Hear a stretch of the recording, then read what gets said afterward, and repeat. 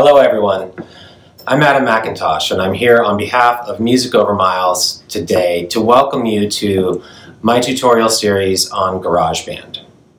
There are 5 modules and this is the first of them. In this first module, we're going to talk about what GarageBand is, really basic stuff, and whether or not it's the right program for you to use. It's really fun and it's going to be an easy decision.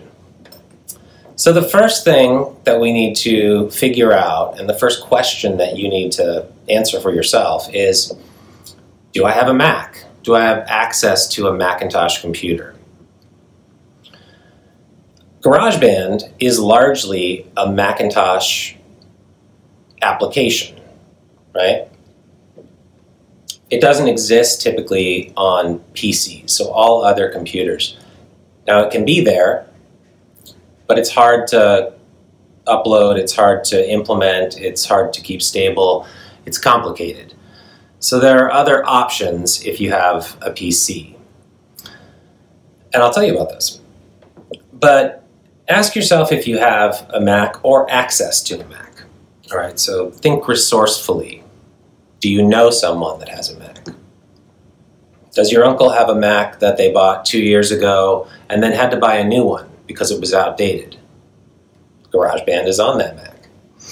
So if they'll let you use it, you have a Mac. Okay, so then the next important question that I need to have you answer for yourself is, what kind of Mac do you have? There's a Mac Mini. It's a square little box. More rare, but some people have them. There's an iMac, which is built into the screen. There are laptops, of course, and desktop machines. And then there are also iPads and iPhones. And I like to keep those mobile devices in a separate category for a second, all right? So if you have any of these, the likelihood that you already have GarageBand is over 90%. If you bought a used machine and it didn't have GarageBand when you got it, it's going to be tricky to get GarageBand on there. But most Macs already have it. It comes as part of something called iLife. So you can go to the spotlight in the top right-hand side of your screen and type in GarageBand, and the program will come up. It's a little amplifier with a guitar in front of it. You can drag that icon to your dock at the bottom of the screen so that it's easily accessible when you have an idea and you want to get it down. All right, so if you don't have a Mac, and a lot of people use strictly PCs, there's a program called Reaper. And I've used Reaper to record and produce whole songs, and I love it. It's free, which is really cool. And it's also really easy to use. It is very similar to the way that GarageBand works, especially in tracking. So if you watch these tutorials and you learn everything about GarageBand, it's going to be very easy for you to pick up how to use Reaper. The only difference will be the names of the buttons or where the buttons are located to do the same actions, right? So this will be good for everyone. If you have a PC, search Reaper, get a free download of it, and you can start recording with that. If you have a Mac, any of the desktop machines that I was talking about, search GarageBand in Spotlight. It's in your Applications folder. You can click on that, you can put it in your dock, and you have GarageBand. If you have only access to GarageBand on an iPhone or an iPad, the important thing to note is, if you create a project, which is what they refer to a song as, a recording project, in or on an iPad or an iPhone, you cannot then open it on a desktop machine later. And the same thing goes if you create works on a desktop or a laptop. They're not going to open in your mobile application. I don't know why there are 2 different formats or why Apple chose to do that. I can't edit anything on my iPad or on my iPhone when I'm traveling, and anything that I want to create, a sketch that comes to mind, I can't then put onto my desktop machine. So I can't explain that for you, but it's something really important to know and to keep in mind when you're creating, because you don't want to spend 2 hours coming up with the perfect chord progression or singing the perfect melody and then thinking you have a great recording of it, only to find out that you can't open it on your machine later to make a much better edit. So the iPhone and the iPad apps are great for sketches, but don't invest a lot of time in producing a whole work in there, because just you can't make it better later. However, if that's the only thing you have access to, learn how to use it through this tutorial, because the more you record and the more the people around you see that you're interested in recording, the likelihood that you'll get a desktop machine goes way up. All right? And you can always just be on the lookout for them. Be resourceful. Okay, so that's most of the hardware. The other important thing is the computer needs to understand what audio you're putting into it.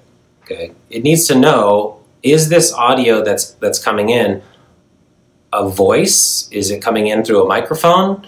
Is it a guitar? Is it coming in through somebody picking strings and, you know, making amp sounds? What is it? The computer doesn't really know, so you have to tell it, right? And so what they use to make this essentially so that the computer understands better what you're sending to it is an interface. Interfaces from one to the next are really, one is just as good as the next. As long as it's in good working order, it's going to serve the same purpose. And I always find these at pawn shops. They always have one or two. They're always 60, 70, 80 bucks. You can always offer them 50. Don't pay full price for one. Don't buy it new. Not necessary. Just make sure that it works. Keep the receipt. And when you get home, plug it in. If it's taking in a signal, and you can read a signal, and you'll learn how to do that, you're golden. It's great.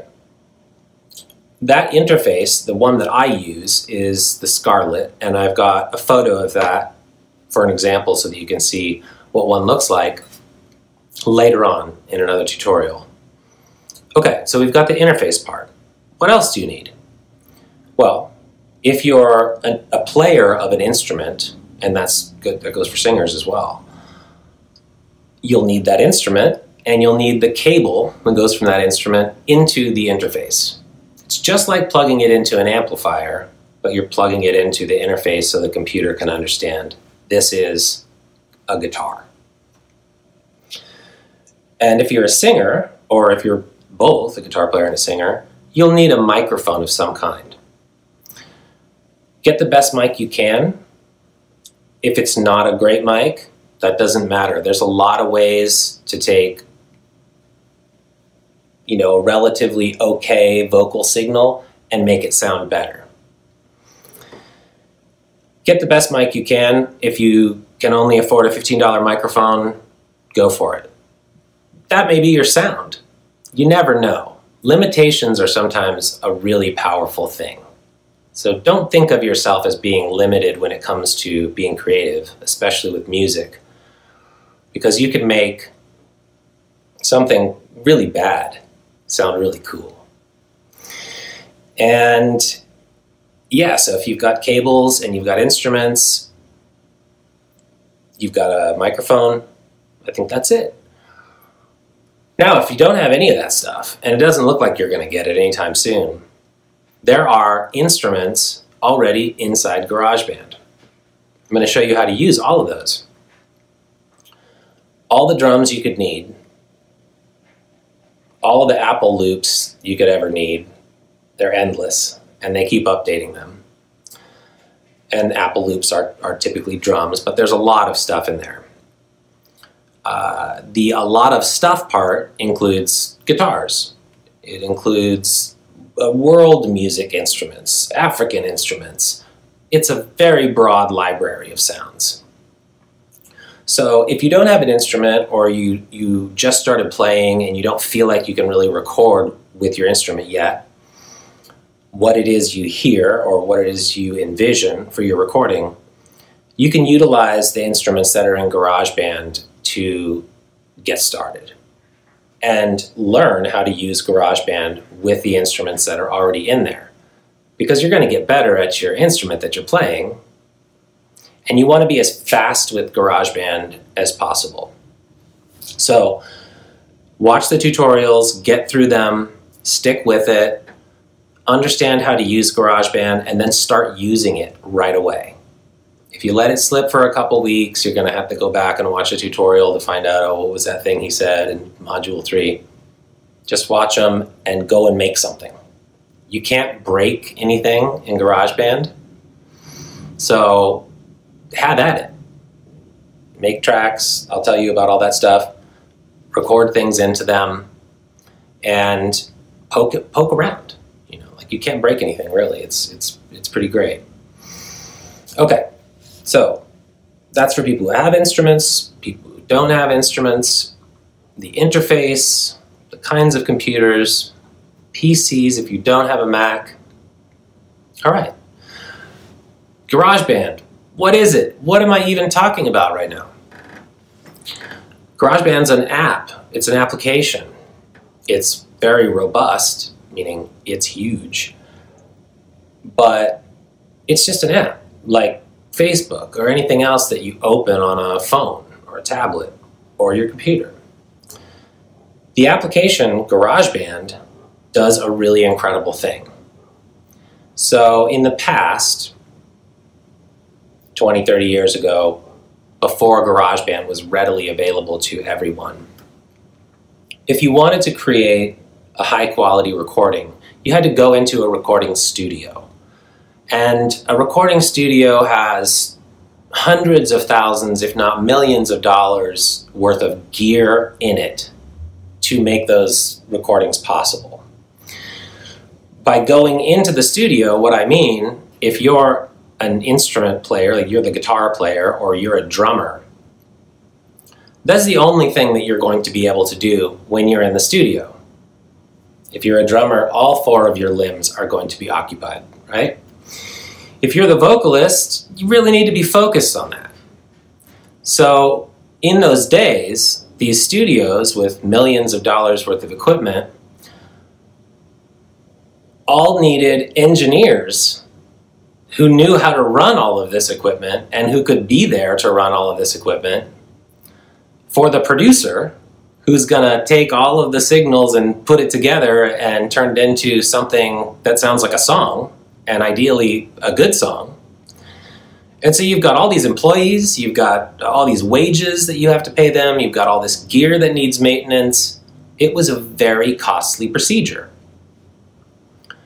So what's great about GarageBand and applications like this is that they've broken down that barrier. Everyone has access to be able to record their ideas now.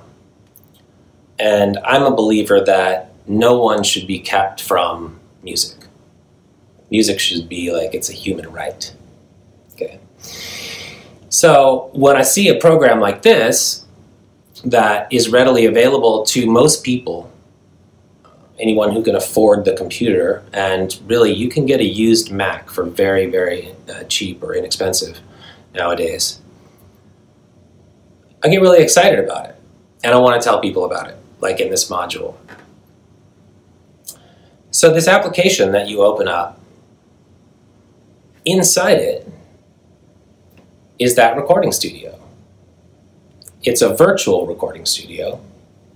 There's no actual hardware. There's not 200 feet of wire connecting everything. There's not a patch bay with 100 places that you have to patch things in to make all the effects work.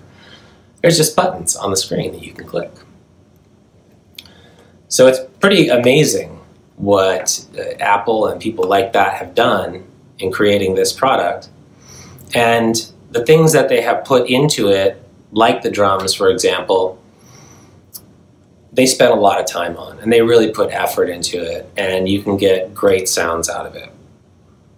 I use GarageBand every day if I can. And for the past 3 years, I've pretty much done that. Used it in some way every day. So I know it pretty well. I don't have a license or anything like that, but I use it very frequently. So I'm going to show you everything that I know about the GarageBand application. And I'm going to give you every heads up that I possibly can think of in places where if you don't do this, this will happen. For example, if you don't click save, you may lose all of your work, right? If you don't save a backup and you do lose your work, you don't have a backup. Stuff like that. And there are a lot of little things in GarageBand that are similar to that, that are not common sense, like have a backup, right? So I'll give you as many of those as I can possibly think of, and I'll walk you through this entire process. But at the end of this tutorial, you should know if GarageBand's right for you. I mean, I really think it's right for anybody who wants to record. I think of it as the working musician's toolbox. You can just reach in and grab the tool you need right there and tighten a screw or twist a bolt. All the other programs, Logic and everything else, just have so much setup that by the time you have the track ready, you've kind of forgotten your idea. So you should know if it's right for you. Like I'm saying now, I believe it's right for everyone. If you have a PC, you're going to use Reaper, but you're going to learn how to use Reaper pretty much by watching these tutorials. And you'll know how to not just use it, but how to make it sound good. And by it, I mean whatever it is you create, a song, background music for a video that you shoot with your friends, whatever it is you're making. I'm also going to show you how to make it sound better than just inputting the instruments and sending them out to an MP3. So you'll get a little bit of mixing and insight. And I'll also show you, this is a great rabbit hole to go down. You can learn a lot if you just keep going after the drums, right? So, ideally, you know what machine you have, what you have access to. You know that you need an interface of some kind, cables, guitar, or using the instruments inside of GarageBand. You know what GarageBand is. It's a recording studio on your computer screen.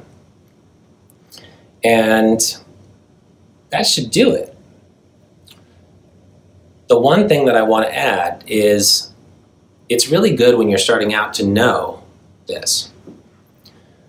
You can take tracks in GarageBand, and I'll explain what tracks are, but you can take tracks in GarageBand, and if you're a good singer or you're a good keyboard player and you make a great track, you can take that track and put it into other programs later, and more complex ones that you may come to learn or someone else may learn and want to do this for you, and utilize them all the way up to a pressed and packaged product, whether that's a CD or not, right? It's good to know that when you hit that record button, you're going to put your very best performance into GarageBand, because every one of those tracks, or stems as they refer to them, may one day be the first song on your first record, right? So it's fun to mess around, and it's fun to experiment, and it's fun to do wacky things with it. But remember that, even though it seems like it's kind of low budge, right? GarageBand doesn't sound very high end. The tracks that you can get into it and pull out of it can be used to put on a record. A recording, right? So at the end, Module 5, you'll know how to take all of this and create an MP3. The MP3 is shareable. I'm pretty sure people don't burn these to CDs anymore. But shareable, for example, if you create an MP3 and you want to send it to your phone and then plug your phone into the car and drive around listening to your own song, you can do that. I do it all the time. All right, I'm at a Macintosh. I'm here for Music Over Miles. I'm here for you to learn how to use GarageBand. So I hope that you know now what you have access to and whether or not GarageBand is right for you.